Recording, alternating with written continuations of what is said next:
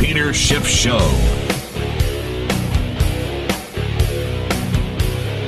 Well, joining the program now is former Texas congressman, former presidential candidate, and the father of another potential presidential candidate, Dr. Ron Paul.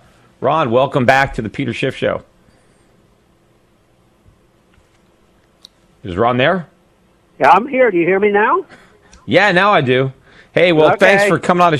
Thanks for coming on. I like, you are going to be the last guest on my show. I don't know if you know, but I'm after about 4 years, I'm going to stop this daily show and concentrate on other things.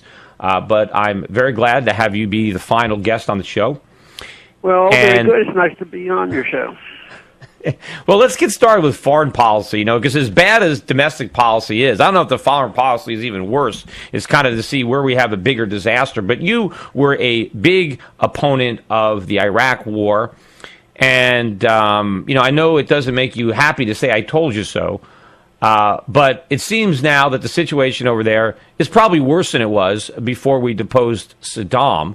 So what do we do now? I mean, do two wrongs make a right? Or what is your advice for President Obama? How do we approach the situation in Iraq with ISIS? Yeah, well, I think we have to admit the truth. We've been involved.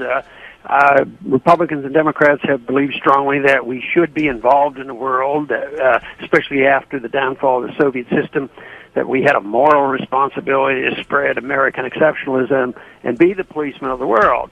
So it didn't take us long, and the Soviet system collapsed in 89, 90, and 91 is when we, got involved in Iraq and overthrowing somebody that we had worked with. Saddam Hussein used to be our buddy, especially when he was fighting Iran. So we get involved now. That's something like 24 years, and the conditions are much, much worse. Maybe the conclusion ought to be, well, it didn't work. So maybe if being involved and spending money and lives and making for a great deal of chaos and death and destruction in this country and the surrounding area, maybe we should say, well, it didn't work. So I would stick to my principle. We shouldn't have gone in, and we should come home as soon as possible and make a clean cut. Just come back, because our presence there just makes things much worse. Not too long ago, too, we were talking about maybe bombing Iran. What are we going to do about Iran? Now we're trying to cozy up to Iran. We're trying to ally with Iran against ISIS and what's going on in Iraq. I mean, one day you're our friend, then you're our enemy. I mean, sometimes you're both at the same time. Yeah, it's schizophrenic, if you can use that term to apply to our foreign policy. But you could apply that same argument to Assad. Assad, we tolerated and put up with it, but then, we decided, well, we have to get rid of Assad and draw lines in the sand. If he ever does this, we're going to do this. And we still have a position we want to get rid of Assad. But Assad stands up against these people. Now they're saying, well, maybe we ought to ally ourselves with Assad to get rid of ISIS. And, of course, we went in there trying to get rid of Assad and ended up giving weapons to ISIS. And we spend nearly $100 billion a year on intelligence gathering. But how many people talked about ISIS and what was coming, a month or so ago? Nobody ever heard of them. And all of a sudden, boom. I know, and apparently they've been building for 4 years, and nobody said anything about them until it was too late. And probably, the worst part of it is, the ISIS is doing all this damage. They're taking over Iraq with our weapons, all the weapons that we left there after we pulled out of Iraq. If we didn't bring all those weapons, ISIS wouldn't have them. It makes a pretty good argument for a non-intervention. I think they make our argument. If we believe that we shouldn't be there, all we have to do is look at it. But you know what they do? They cannot ever concede anything. What do you think John McCain will continue to say? He would say, well, you left too soon, you didn't kill enough people, we have to go back with more force, and 24 years is not enough. He'd probably go back to Vietnam for all we know. Well, look, it's just like QE, right? It wasn't big enough. That's why it didn't work. We didn't do enough. We didn't print enough money. The budget deficits weren't big enough, and that is the problem. But what about the other foreign policy problem with Russia and the Ukraine? I mean, what do you make of the way Barack Obama is trying to bully Europe and confront Putin? Well, I think it's more of the same. It's intervention when we shouldn't be involved. I think you said we'll talk a little bit more about foreign policy than economic, but I think it's real hard to separate them because so many of these so-called revolutions going on have an economic story to it, and Ukraine, I think it is too. I think they were bankrupt. They didn't know how to pay their bills, and half who speaks Russian said we should ally ourselves with Russia and get help from them. The other said Europe. But then once it looked like, once there was an election and they had Yanukovych, and he was sympathetic to Russia. So what did we do? We got involved. Once again, we don't like elections. We hate democracy, especially if they elect the wrong people. So we get to align ourselves with the European Union and NATO forces and go over there and have a coup and throw the guy out. And, and we may be there another 10 or 15 years for all we know, or it may escalate into something much worse. We can't afford. We're going to have our financial crisis long before then. So even if we don't, pull out of these entanglements voluntarily, we're going to have no choice when we just can't afford it anymore because the world isn't going to finance it anymore. And so, I do want to get into economics, but I want to talk a little politics before I do. We still have the segment, but I know you came out and you're supporting your fellow Texan and your governor there, Rick Perry, even though he potentially is a political adversary for Rand if the two of them end up running for president in 2016. But, why are you defending Rick Perry? Well, if you read the whole statement I made for this, it was he hasn't, claimed me as a defender because I said, I have a lot of disagreements with Perry. I don't like his foreign policy, and I certainly don't like his take on civil liberties. He's half decent on economic policy. But I think when it comes to this thing about him being indicted, for vetoing a bill for a program, the only problem with that is I think he came across too weak. He should have worked real hard to get rid of that program. Why is the state? Why do I have to help pay money to send to the county, Travis County, Austin, and subsidize these DAs that are Democratic election and the person that he had to run in with? So I just said that, the DA's, abusing the power a lot more than Perry is. So I just, threw that out for entertainment as much as anything. Well, I agree with you. I think it's politically motivated, and, it's probably going to backfire. It might actually help Rick Perry, get some sympathy, make him into a fighter. I'm fighting the liberal Democrats. But talk about abuse of power.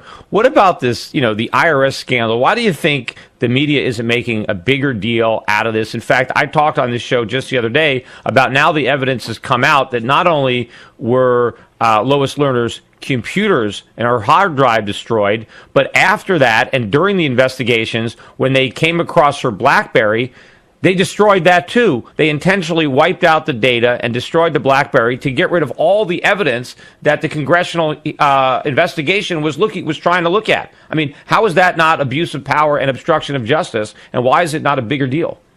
Well, I think government agents and the media are, one and the same. So they're not interested in principle if you talk about a principle of abuse of power and these things. That's no interest to them. So they look at it as political. Since the parties aren't different, why do they fight? Well, they fight over power and they fight over who gets the money first. But they all believe in welfare distribution.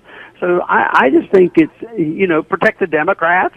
There's a big difference. One thing I noticed is I sort of enjoyed, and you understand the issue of a good, solid, honest progressive, because they'll look and we can talk to them. We can talk about civil liberties and foreign policy.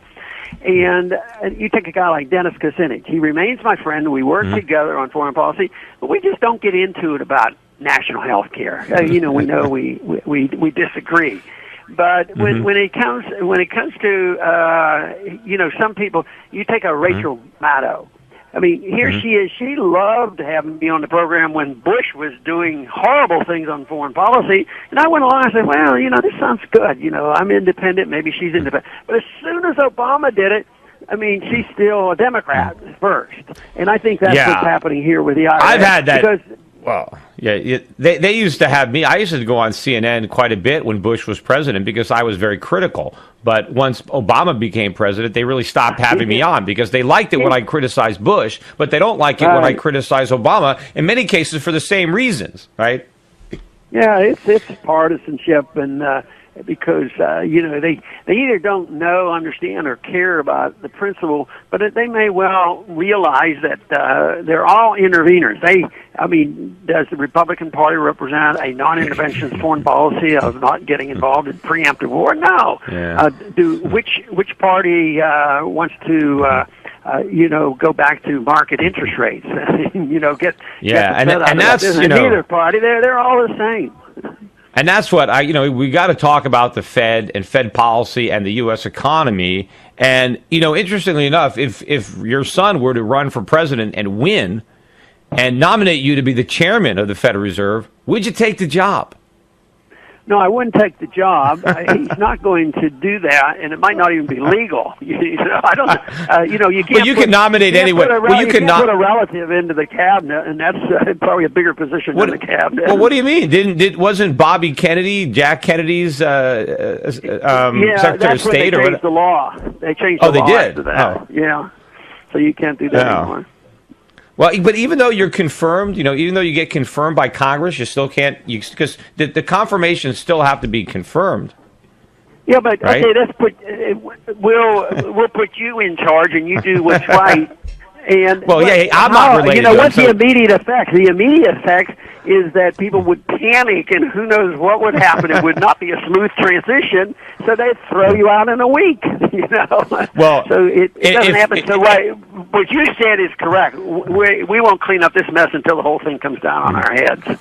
Well, we can't have a smooth transition. To go from the wrong monetary policies to the right one, it's like you're on the gas and we have to slam on the brake, because just easing up on the accelerator isn't going to stop us from going over the cliff. We've got to slam on the brakes, and so if we're going to do it right, it's going to be an abrupt change, and a lot of people who benefit from the status quo are not going to like it, but of course, it's the only thing that's going to work. And so we've got a break, and we'll talk a little bit more about the U.S. economy, where it's headed, because right now, all the hype, all the hysteria, stock market makes new highs, everybody thinks that the problems have been solved.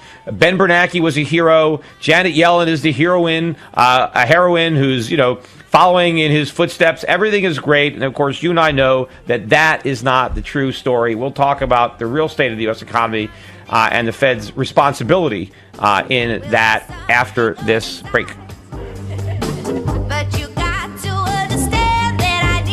Peter Schiff is back on the air.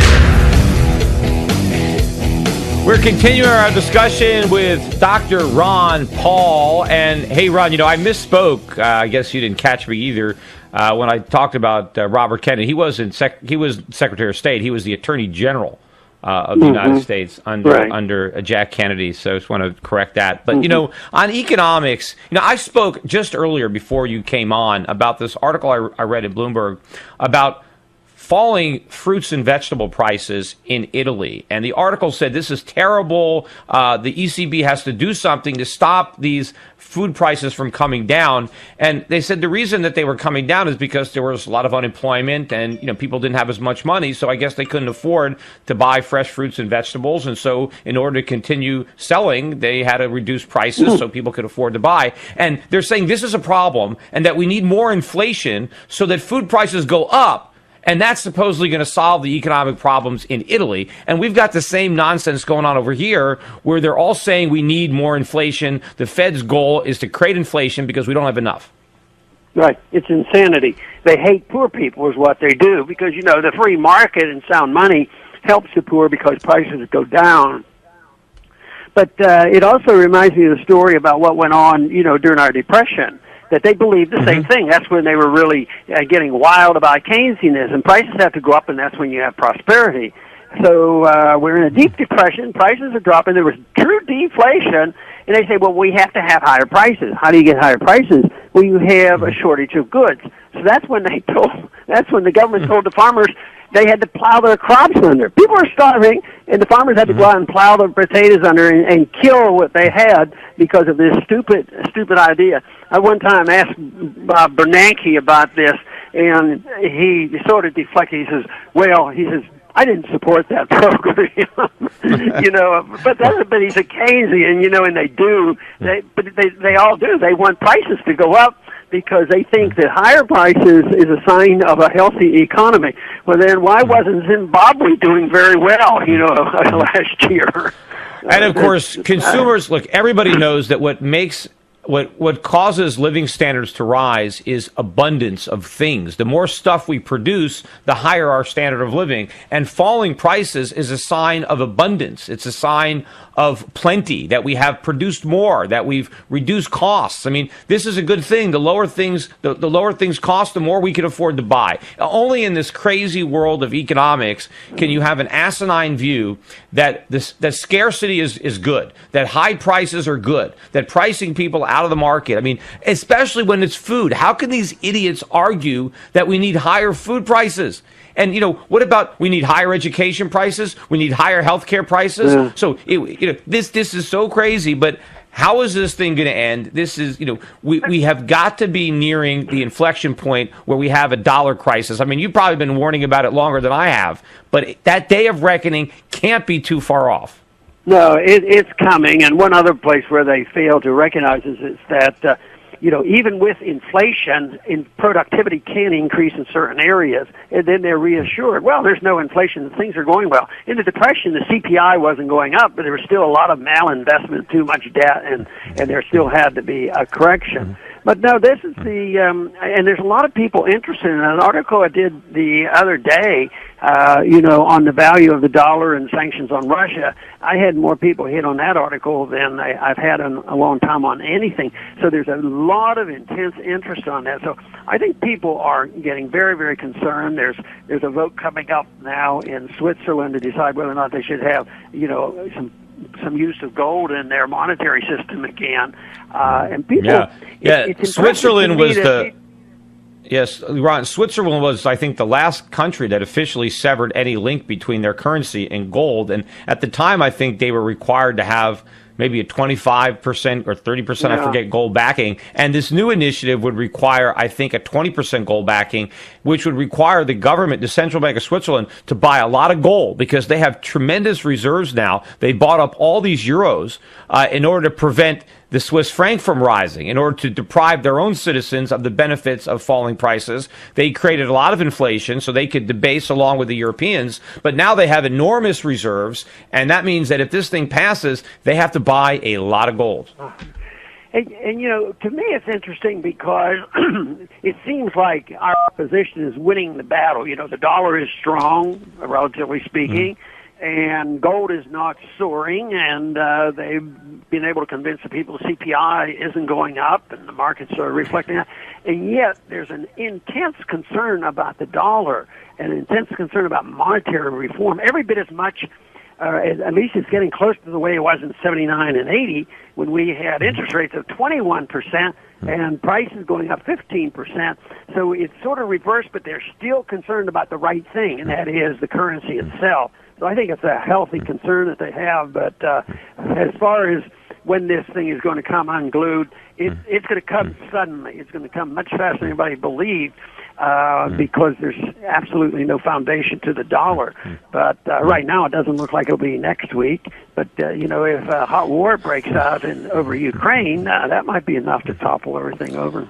Yeah, look, there are a lot of things that can, start it. There are a lot of pins that could prick the bubble. But I do think that at some point and sometime soon that inflation is going to be intolerable for the vast majority of Americans. I mean, despite the government's claims that it doesn't exist or that it's a benevolent force that we should be glad that we haven't, people are going to start to really, there's going to be a backlash against this and against rising prices and inflation. And right now the government is, promising more inflation. And that's one promise, unfortunately, that they're going to keep. But I do think that a lot of the renewed awareness among a lot of people of money and inflation and the dollar is because of you, because of the things that you were able to do, the message that you were able to get out there, the following that you created in your presidential runs and in your term in office, and in your ability to help basically catapult your son Rand to the U.S. Senate and maybe even to the White House. So I really appreciate all the good work that you've done. I hope your son can carry out, and I thank you for being the last guest on the Peter Schiff Show.